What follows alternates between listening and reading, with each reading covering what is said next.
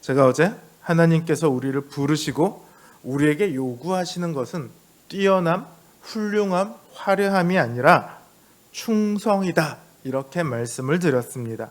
오늘 말씀 역시 그 연장선상에 있다고 보시면 될 것 같아요.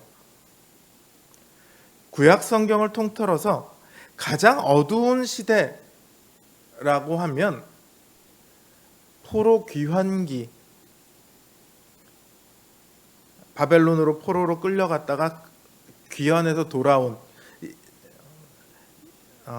가나안 땅에 아무것도 남지 않고 폐허가 된 예루살렘으로 돌아왔던 그 시기하고, 또 하나는 우리가 지금 읽고 있는 이 사사시대일 겁니다. 그 중에서도 이스라엘 민족의 수준만을 놓고 따진다면 사사기가 가장 암흑의 시대라고 할 수 있습니다.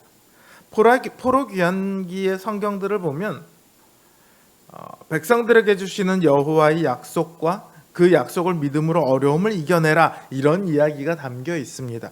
그러나 사사기에는 그런 백성들의 모습도 없고 그런 기대도 없습니다. 사사기에 나오는 이스라엘 민족의 모습은 막장의 끝을 보여줍니다. 대신 사사기는 그 백성들의 끊임없는 반역에도 불구하고 그 백성들을 구원하기를 멈추지 않으시는, 또 배반할 줄 알면서도 속아주시는 하나님의 자비와 인내하심이 고스란히 드러나고 있습니다. 그 자비와 인내의 구원을 이스라엘에 가져오는 통로가 바로 사사입니다.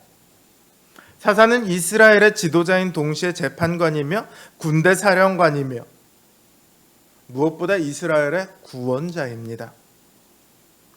그런 사사들 역시, 그러나 우리가 알아야 될 것은 이 사사시대에는 그런 사사들 역시 결코 훌륭한 사람이라고 말할 수 없다는 거죠. 어딘가 이상하거나 모자라거나, 사사기의 사사들을 보면 그런 면들이 굉장히 많이 보이고 있습니다.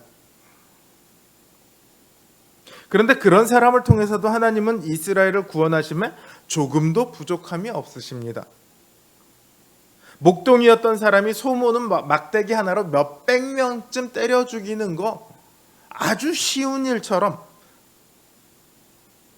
그렇게 행하십니다. 그야말로 온전히 하나님의 전능하신 능력이 이 사사를 통해서 드러나고 있습니다. 하나님의 능력으로 이루어지는 구원인 거죠. 그러니까 사사가 원래 뭐 하던 사람인가, 사사의 모습이 어떤가, 이런 거는 전혀 중요하지 않습니다. 오늘 본문에 나온 드보라를 보십시오. 여자 사사입니다. 당시 이스라엘을 생각한다면요, 사실 거의 불가능한 일입니다. 시대가 가부장적인 시대라서 그런 것이 아니라 하나님께서 이스라엘을 보실 때요, 이스라엘 전체를 보시지만 동시에 뭘 봅니까? 한 가정을 중심으로 봅니다. 그리고 가정은 하나님과 맺어져 있는 언약 관계거든요. 그 언약의 대표자인 남편들을 통해서 그 가정 전체가 하나님께 속한 것처럼 그렇게 되어 있습니다. 그래서 여자들은 겉으로 드러나지 않아요.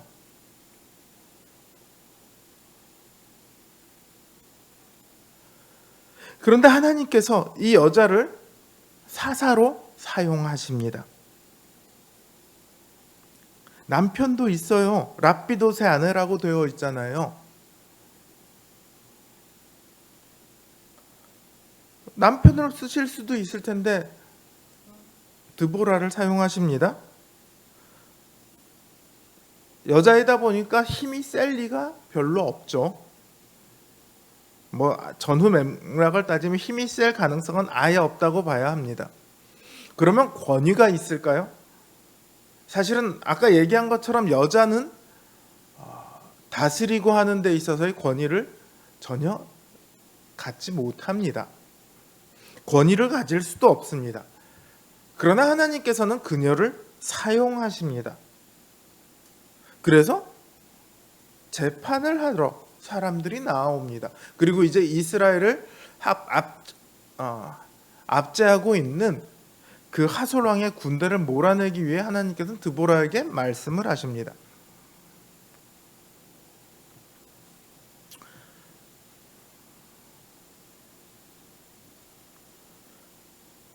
성경을 보면 여자들을 사용하실 때가 있어요. 마태복음의 예수님의 계보에 봐도 5명의 여자가 나옵니다. 다말, 라합, 룻, 우리아의 아내 마리아. 이들의 공통점은요, 비정상적인 상황이라는 거예요.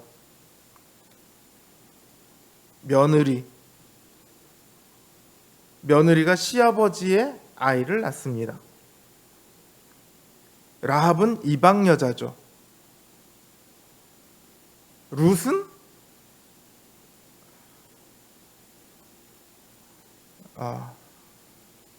우리아의 아내는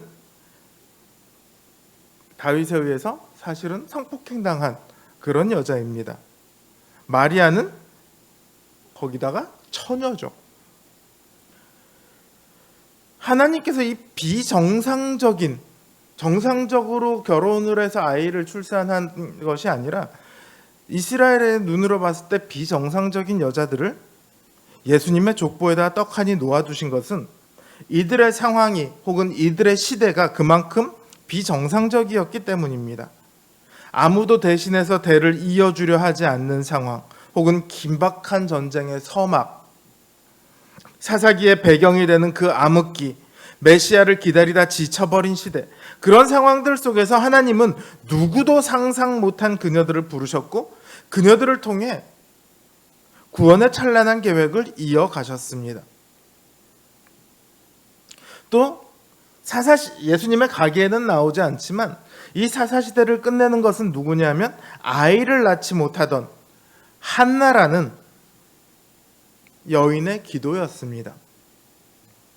더 이상 구원을 기대할 수 없는 시대에 하나님은 고난 가운데 있던 여자를 통해서 그 구원을 이어가십니다.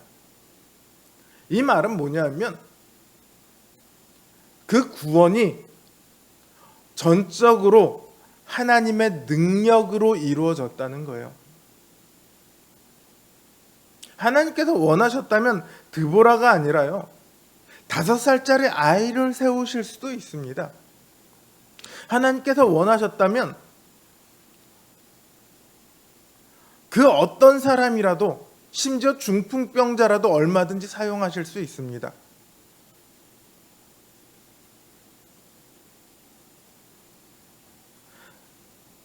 우리가 민수기에서 발람이 이스라엘 향해 저주를 하러 갈 때 누가 그걸 말리죠? 나귀가 말리거든요. 하나님께서 원하시면 그 짐승도 사용하실 수 있다는 거예요.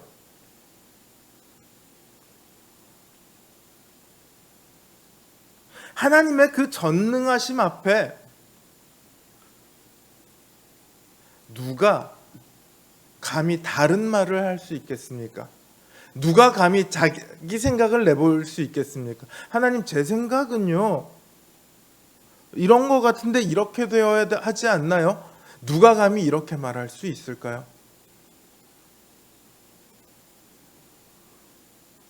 그런데 사실은요, 우리는 아주 많이 그렇게 행동을 하죠. 우리의 생각이 하나님의 말씀보다 앞설 때가 굉장히 많이 있습니다. 여기서 앞선다고 하는 것은 시간상으로 앞선다는 것이 아니라 선택에 있어서 우선순위를 차지한다는 거예요. 하나님 말씀은 이렇게 말씀하고 있는데 우리의 생각은 저렇게 생각을 하거든요. 그럼 우리가 어느 쪽을 선택해요? 저렇게 선택할 때가 더 많다는 거예요. 오늘 여기 바락의 모습을 보십시오. 딱 우리 모습이에요. 가나안 왕 야빈의 압제 아래 이스라엘이 놓여 있을 때 사사였던 드보라가 바락을 불러서는 납달리 자손과 스불리 자손 1만 명을 거느리고 가서 야빈의 군대 장관 시스라를 무찌르라고 말합니다. 근데 이 시스라가 지금 철병거를 잔뜩 이끌고 있거든요. 그런데 걱정 말고 10,000명을 데리고 가래요. 아니 10,000명 데리고 가서 해결될 수 있을 만한 적이었다면 애초부터 그만큼 오랜 시간 동안 압제를 당할 이유가 없잖아요. 근데 겨우 10,000명을 데리고 가래요.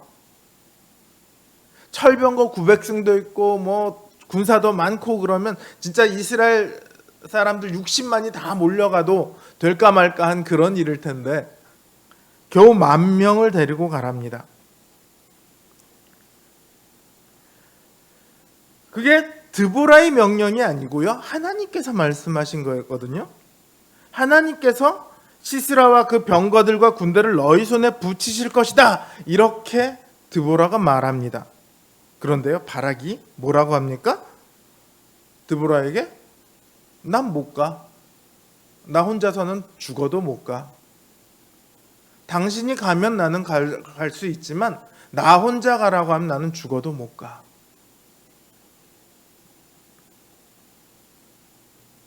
하나님, 나는 할 수 없거든요. 그러니까 못 갑니다. 그러니까 안 갑니다. 사실 그 말이 맞죠. 뭘 할 수 있겠습니까?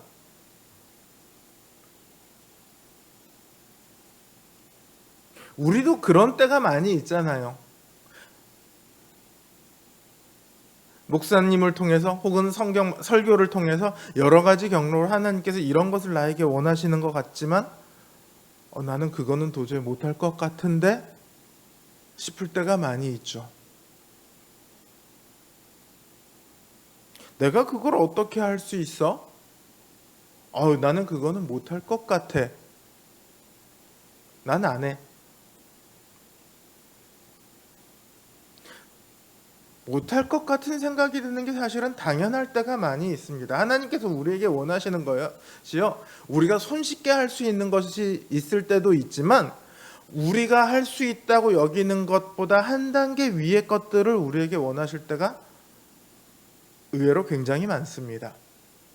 한 단계 위의 것들은 우리가 딱 생각하기에 할 수 없는 것들이거든요. 그런데 그건요, 우리의 믿음을 제외했을 때의 생각이에요. 우리는 무능력하지만 우리의 하나님은 무능력하지 않거든요. 하나님이 우리를 통해서 일하실 때 그 일을 이루는 것은 결코 우리의 능력이 아니죠. 하나님의 전능하심을 우리라는 이 그릇에 담으셔서 우리를 통해 하나님께서는 일하십니다. 나는 할 수 없어요, 나는 못해요는 그래서 틀렸습니다. 우리는 할 수 없지만 하나님은 하십니다. 하나님은 베드로의 손을 통해서 안전뱅이를 일으키셨고 바울의 손을 통해서 죽은 자를 살리셨습니다. 하나님의 그 전능이 마찬가지로 오늘 우리 인생에 담겨 있습니다. 그걸 믿으시길 바랍니다. 하나님은 우리를요,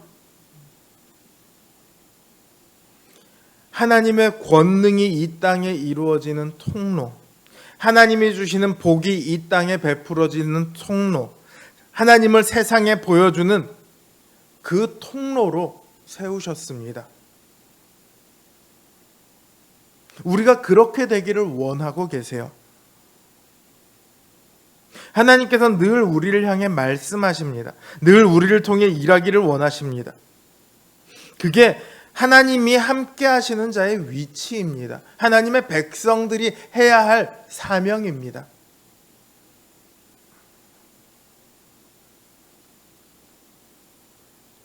오늘 우리를 향한 하나님의 말씀에 귀를 기울이시길 바랍니다.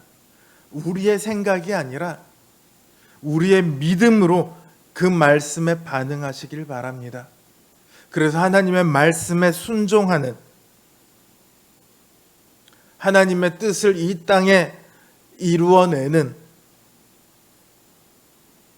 참된 하나님의 백성들 되시길 주님의 이름으로 기원합니다.